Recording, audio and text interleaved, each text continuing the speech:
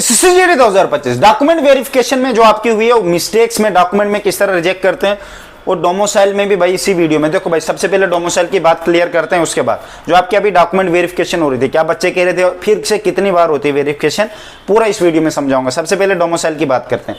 Domicile पे जो आपने एड्रेस दिया होता है, पूरा एड्रेस आपके साथ उसके साथ मैच होना चाहिए। स्पेलिंग बीच में एड्रेस के बीच में कहीं ऊपर नीचे वो चलेगा, वो आपने नहीं लिखी है, वो उन्होंने वैसे ही स्पेलिंग रखी थी, वो आपकी गलती नहीं उसमें, ठीक है। नाम सरनेम में आपके कोई भी मिस्टेक नहीं होना चाहिए, इस बात का जरूर ध्यान रखना।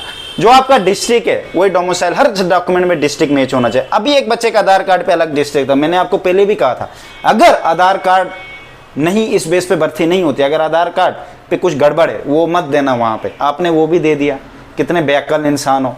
मैंने कहा था आइडेंटिटी प्रूफ बहुत सारे होता है, इलेक्शन कार्ड होता है, पैन कार्ड होता है, स्कूल आइडेंटिटी प्रूफ होता है, पता नहीं क्या कितने कितने, वो वाला कार्ड दे देते, जरूरी वही देना था क्या जिसमें तुम्हारी मिस्टेक थी। उसको कॉल आया कि आधार कार्ड गलत है, क्या करना है, उन्होंने फिर दूसरा सा मेरे बेच का था, दूसरा उसने आइडेंटिटी बोलने के बाद भी तुम लोग इस चीज पे काम नहीं करते हो भाई, कितने यार इतना ईजी लेते हो क्या, बाद में कोई कांड कर देंगे। एक ही 10th की मार्कशीट नहीं थी, उसको भी 10th की मार्कशीट देनी पड़ी, ठीक है। डोमिसाइल पे डिस्ट्रिक्ट मैच होना चाहिए, आपकी तहसील मैच होनी चाहिए, क्योंकि उस बेस पे आपको माना जाता है। और पूरा एड्रेस आपका गांव कौन सा, जैसे जैसे लिखा आपने एप्लीकेशन फॉर्म पे परमानेंट एड्रेस जो लिखा है वो डोमिसाइल बेस पे होना चाहिए, और आपकी 10th मार्कशीट के बेस पे। और कोई भी डॉक्यूमेंट उसके साथ चिपका रहे हो, मान लेते हैं एनसीसी दे दिया, कुछ भी, सब डॉक्यूमेंट में एक जैसा ही रखने की कोशिश करना मेरे भाई, ठीक है, वरना कुछ भी कर सकते हैं, ठीक है। तो डोमिसाइल का सबसे ज्यादा मेन पॉइंट होता है डिस्ट्रिक्ट मैच होना चाहिए, डिस्ट्रिक्ट में कोई भी ऊपर नीचे कूद हुई, बाकी एड्रेस परमानेंट एड्रेस मैच होना चाहिए, ठीक है, पहली बात। दूसरी बात, डॉक्यूमेंट वेरिफिकेशन में ओबीसी और ईडब्ल्यूएस का सबसे बड़ा इशू है एससी एंड एसटी का। एससी एंड एसटी में सबसे ज्यादा क्या देखा जाता है, देखो भाई उसमें गलती नहीं होनी चाहिए, आपके नाम, father name, surname, date of birth, आपने जो पिन कोड डाला है, एड्रेस डाला है, बहुत सही होना चाहिए, ठीक है।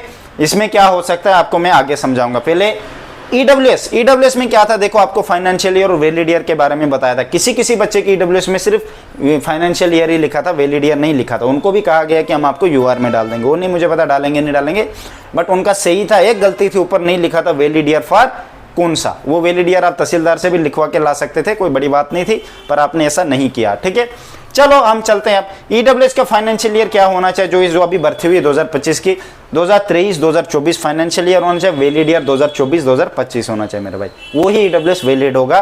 बाकी किसी ने ऊपर का दिया नीचे का दिया मुझे नहीं पता मेरे भाई, ठीक है, क्या होगा ये आप खुद देख लो। ईडब्ल्यूएस सिर्फ 1 साल के लिए वैलिड होता है, ठीक है। सेंट्रल का दिया, स्टेट का दिया, मोस्टली सेंट्रल का ही होता है, स्टेट में इसलिए क्योंकि स्टेट में देखो भाई, अब मैं आरबीए में भी फॉल करता हूँ, मेरे को आरबीए वाले को स्टेट का ईडब्ल्यूएस बन ही नहीं सकता, नहीं बन सकता, मेरा सेंट्रल का बन सकता है, क्योंकि सेंट्रल में आरबीए नहीं आती है, आपको एक ही कैटेगरी मिलेगी। आप अगर जहां के रहने वाले हो, किसी ऑलरेडी एक कैटेगरी में फॉल कर रहे हो और स्टेट में सेम कैटेगरी में आप नहीं बना सकते, तो सेंट्रल में आप बना सकते थे और आपने स्टेट का ही दे दिया, क्या किया, एक्सेप्ट हो गया। एक्सेप्ट का मतलब ये थोड़ी ना कि मेरा गेम हो गया, छोड़ो इस बात को भी। ओबीसी पे आते, ओबीसी का भी क्रीमी लेयर होता है, नॉन क्रीमी लेयर, मैंने आपको स्टार्टिंग से वीडियोस बनाए कि 8 लाख से कम इनकम होती तो नॉन क्रीमी लेयर बनता है, ठीक है। क्रीमी लेयर होता है जिनके 8 लाख से ज्यादा है। अब एनसीएल अलग से बनाने की जरूरत नहीं, एनसीएल वही होता है जो आपके पास कैटेगरी, उस पर लिखा होता है कि ये बच्चा बिलोंग नहीं करता क्रीमी लेयर से, नॉन क्रीमी लेयर में बिलोंग करता है, इसीलिए तो ओबीसी बना है, वरना कहाँ बनता, ठीक है, समझ गए मेरी बात। अब उसका भी क्रूशियल डेट होता है, अगर क्रूशियल डेट के चक्कर में किसी भी बच्चे को, ओबीसी को कहता हूँ खास करके, अगर आपको इशू करते हैं, या एससी एंड एसटी वालों को, ईडब्ल्यूएस को छोड़ के, एससी एसटी एंड ओबीसी, देखो भाई आपको अगर 2-3 साल बाद में निकालेंगे, जैसे मैंने सुना है, मेरे कुछ कैंडिडेट बेच के गए, उनको पता है कि 3-3 साल बाद भी निकालते हैं, ठीक है। 2021 की रिक्रूटमेंट में जो सिलेक्शन हुए हैं उनसे ही मैंने पूछा है कि 3 साल बाद भी निकालते हैं। सबसे ज़्यादा खतरा होता है डॉक्यूमेंट में गलतियाँ और डॉक्यूमेंट गलत देना, दूसरा खतरा होता है कलर ब्लाइंडनेस से भी निकाला था, ठीक है। अब इसमें आते हैं 3 साल बाद किस चीज़ से निकालेंगे, अगर आपने गलत डॉक्यूमेंट दिए, गलत रजिस्ट्रेशन क्रिएट किए, जैसे कभी बच्चे मुझे कॉल कर रहे थे, भैया मैंने उत्तर प्रदेश से हूँ, मैंने मेघालय में भर्ती देखी है, कह रहा उत्तर प्रदेश से हूँ, मैंने उधर भर्ती देखी है, कह रहा मैं दिल्ली से हूँ, मैंने जम्मू कश्मीर में भर्ती देखी, और जम्मू कश्मीर में उसने सब क्लियर भी कर लिया, ठीक है।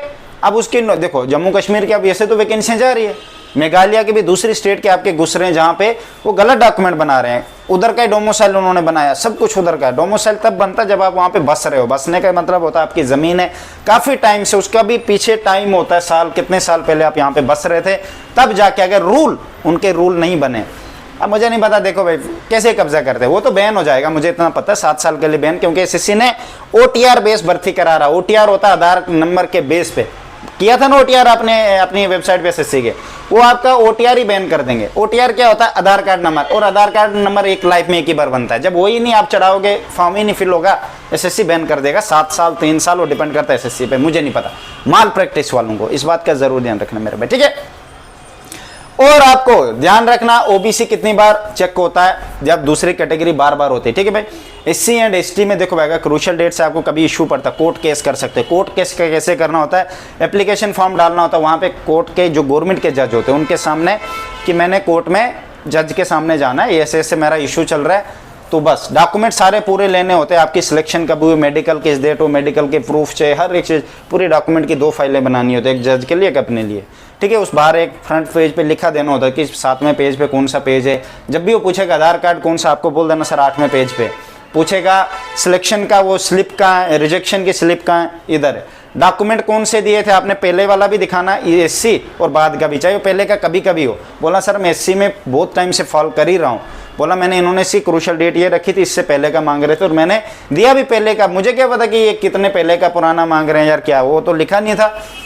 चालाक बनना चाहिए मेरे भाई, ठीक है।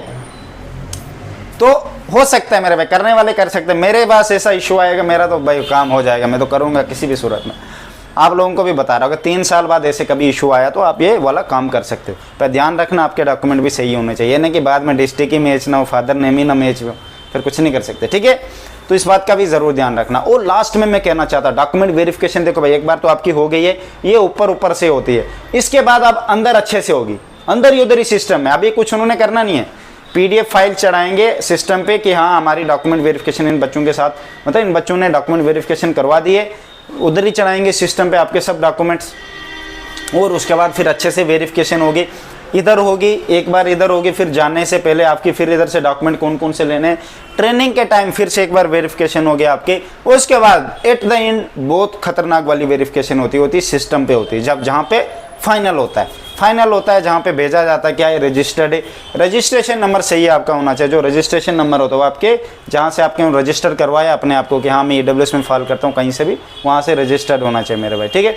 डॉक्यूमेंट वेरिफिकेशन में मैं इसीलिए आपको बताता हूँ, अभी मैं 2026 का बैच मेरा चालू है, उसमें भी यही मैं कह रहा हूँ कि 26 वालों अपने डॉक्यूमेंट बताओ मुझे, और मैंने सबके 2019 के बने, कहते हमारे बने, 19 वाला कह रहा है 2019 में बना उसका डॉक्यूमेंट, एससी कैटेगरी का, कहता मेरा बना है, वो भी स्टेट का।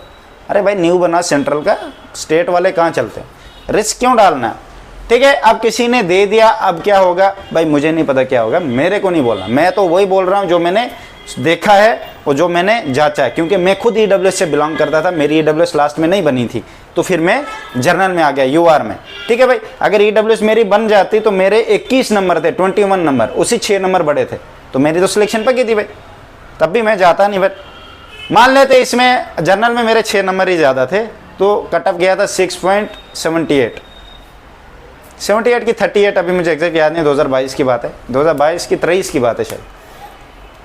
तो ऐसे होता है मेरे भाई, आपको इन चीज़ों के लिए तैयार रहना पड़ेगा, मुझे नहीं पता क्या करना है। एफिडेविट वगैरह रिक्वेस्ट नहीं चलती, एसएससी इसको बिल्कुल रिजेक्ट कर देगा, इधर एक्सेप्ट कर लिया, इधर क्या है, ये कौन है, ये तो नॉर्मल सोल्जर हैं, ठीक है। Best of luck.